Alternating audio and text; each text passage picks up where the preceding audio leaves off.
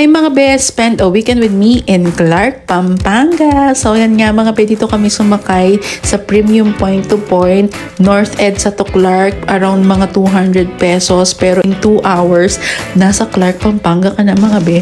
So yan nga, nag-check-in muna kami dito sa Airbnb namin na nakita.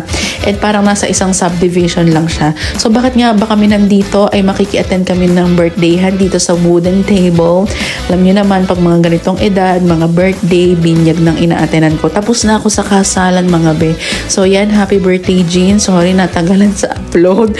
So after na birthdayhan, ay tumambay kami dito sa Cafe Bomb. Mga be, ang daming malalaking coffee shops dito sa Clark.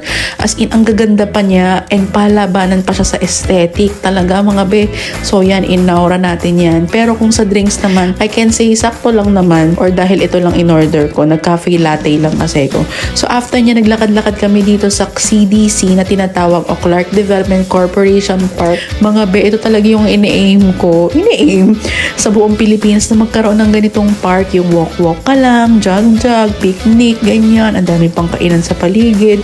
Sobrang healthy nung vibe nung place. At dahil healthy, ay nag-inom kami after dito sa Creekside Bar. And after niya, naglakad-lakad kami dito sa Walking Street para kang nasa indie film.